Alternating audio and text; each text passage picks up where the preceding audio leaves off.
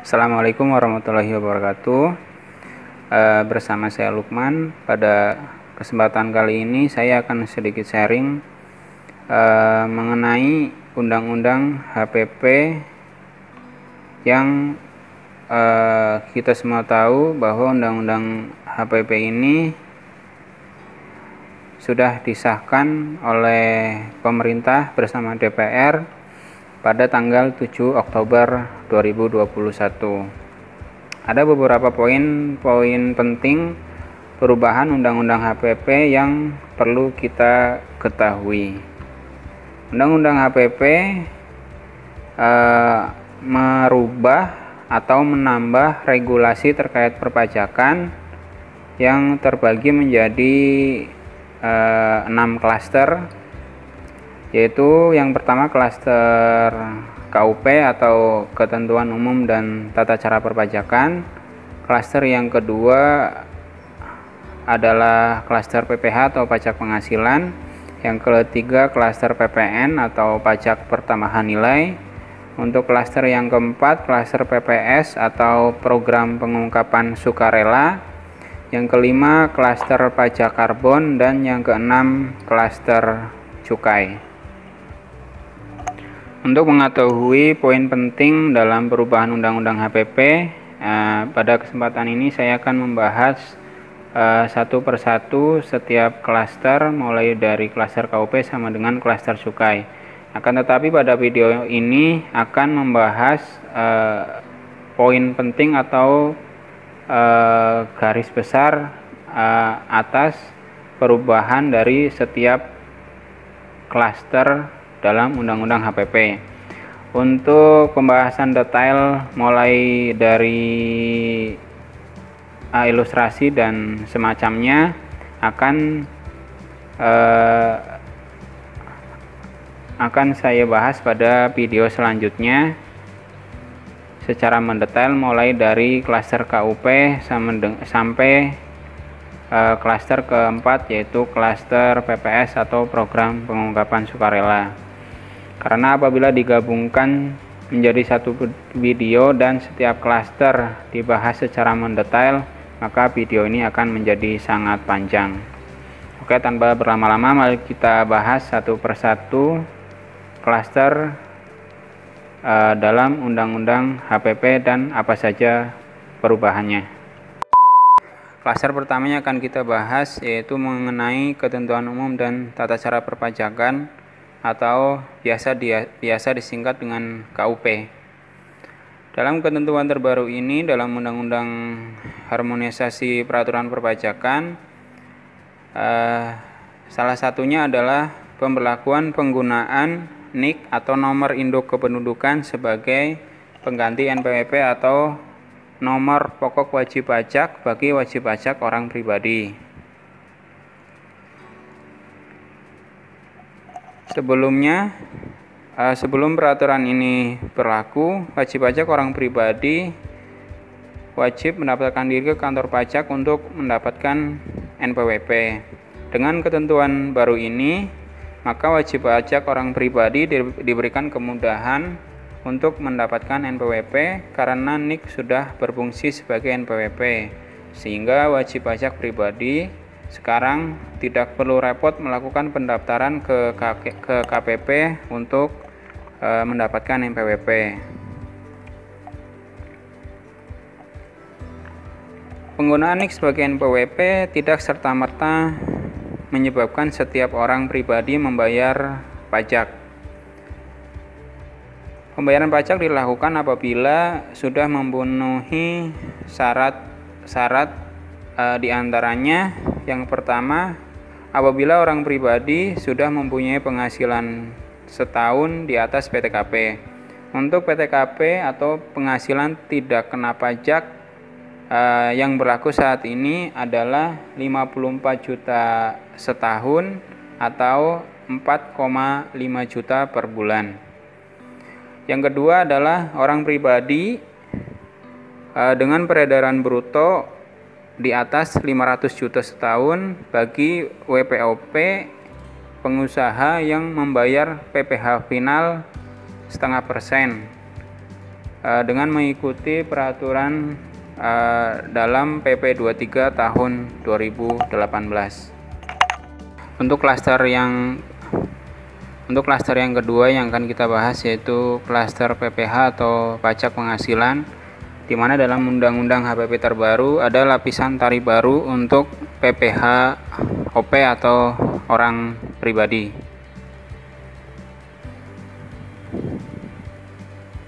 Adanya penambahan dan pelebaran lapisan tarif pajak penghasilan atau PPH untuk orang pribadi dalam Undang-Undang HPP dapat kita lihat pada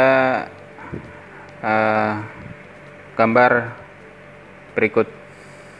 Semula di Undang-Undang PPH hanya ada 4 lapisan tarif berdasarkan besaran penghasilan kena pajak atau disebut dengan PKP, disingkat dengan PKP, yaitu rentang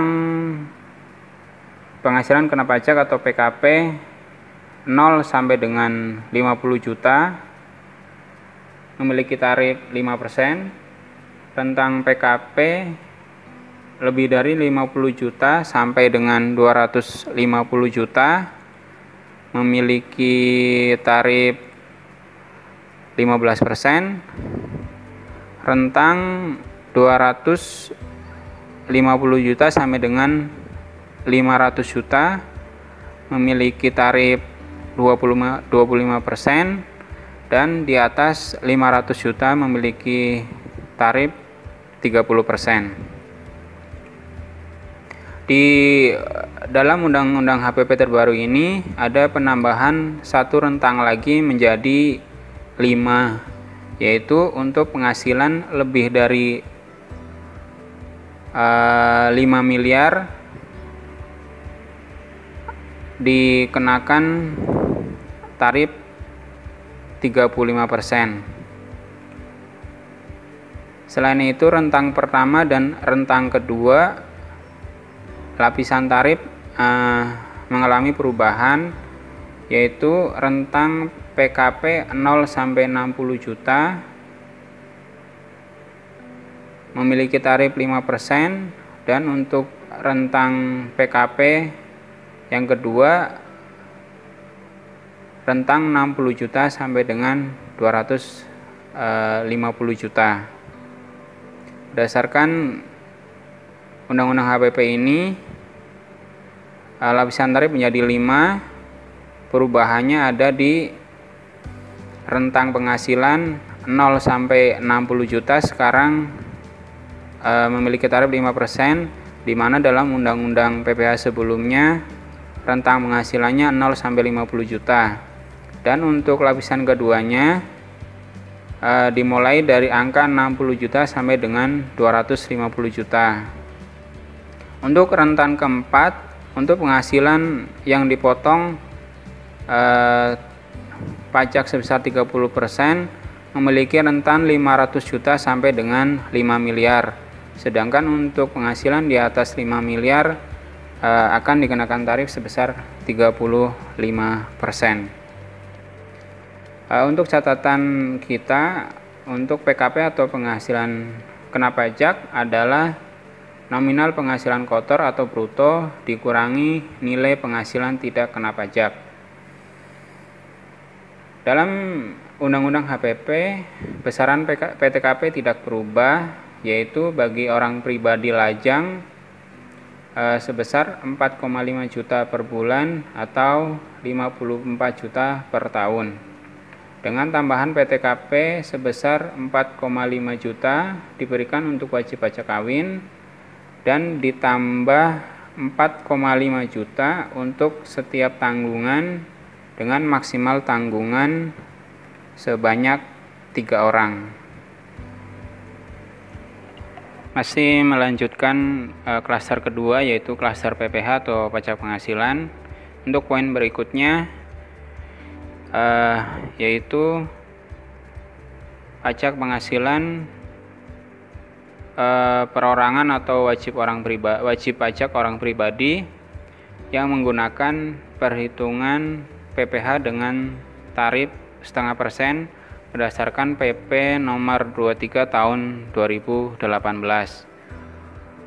di mana omset maksimal sebesar 500 juta tidak dikenai PPh, dan ini berlaku mulai tahun pajak 2022. Dengan adanya peraturan HPP terbaru ini, apabila wajib pajak orang pribadi omsetnya atau peredaran brutonya selama 1 tahun belum melebihi 500 juta, maka tidak dikenai PPh setengah persen, di mana sebelum peraturan HPP ini disahkan, berapapun omset kita setiap bulan, misalkan 10 juta, 50 juta, 100 juta, maka kita wajib membayar PPh sebesar setengah persen. Tetapi berdasarkan peraturan terbaru ini, selama omset kita belum di atas 500 juta dalam setahun, maka kita tidak berkewajiban membayar tarif pajak final sebesar setengah persen. Untuk poin berikutnya yaitu tarif PPh badan. Untuk tarif PPh badan dalam Undang-Undang HPP yaitu tetap menjadi 22%, mengikuti tahun sebelumnya yaitu tahun 2020 dan 2021, di mana tarif Undang-Undang PPh yang direncanakan sebelumnya untuk tahun 2022 yaitu turun 20%. Akan tetapi dengan adanya Undang-Undang HPP terbaru ini, tarif pajak untuk PPh badan tetap menjadi 22%. Masuk ke klaster yang ketiga yaitu klaster PPN atau pajak pertambahan nilai. Untuk poin dalam klaster PPN ini, akhirnya pemerintah memberikan fasilitas pembebasan PPN terhadap barang-barang kebutuhan pokok, jasa kesehatan, jasa pendidikan, dan jasa sosial serta beberapa jenis jasa lainnya, di mana sebelumnya jasa-jasa tersebut sudah diwacanakan akan dikenakan pajak. Akan tetapi tarif PPN mengalami perubahan dalam Undang-Undang HPP terbaru ini. Undang-Undang PPN sebelumnya mengatur besaran tarif PPN adalah 10%, dan tarif ini akan berlaku hingga Maret tahun 2022. Adapun mulai 1 April 2002 merujuk pada Undang-Undang HPP terbaru ini akan berlaku tarif baru, yaitu untuk PPN menjadi 11%.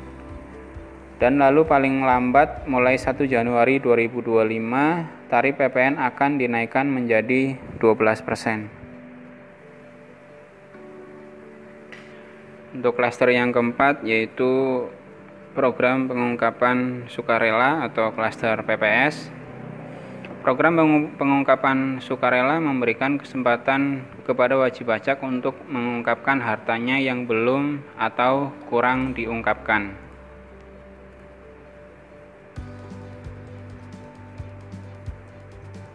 Rencana program ini akan dilaksanakan selama 6 bulan, yaitu pada kurun waktu 1 Januari 2022 sampai 30 Juni 2022. Sasaran program adalah wajib pajak yang dengan sukarela hendak melaporkan atau mengungkapkan kewajiban perpajakan yang belum terpenuhi melalui yang pertama, pembayaran pajak penghasilan berdasarkan pengungkapan harta yang tidak atau belum sepenuhnya dilaporkan oleh peserta program pengampunan pajak. Dan yang kedua, pembayaran pajak penghasilan berdasarkan pengungkapan harta yang belum dilaporkan dalam SPT tahunan pajak penghasilan orang pribadi pada tahun 2020. Akan ada dua kebijakan terkait program ini, yaitu untuk kebijakan pertama, subjeknya wajib pajak orang pribadi dan badan peserta teks amnesti. Dan untuk yang kebijakan kedua, yaitu hanya wajib pajak orang pribadi. Dan untuk basis asetnya, untuk kebijakan pertama adalah aset per 31 Desember 2015 yang belum diungkapkan pada saat mengikuti teks amnesti. Sedangkan untuk kebijakan yang kedua adalah aset perolehan tahun 2016 sampai dengan 2020 yang belum dilaporkan dalam SPT tahunan tahun 2020. Sedangkan untuk lapisan tarif PPh final, untuk kebijakan 1, untuk tarif pertama yaitu 11% untuk deklarasi di luar negeri. Untuk tarif yang kedua 8% untuk aset luar negeri repatriasi dan aset dalam negeri.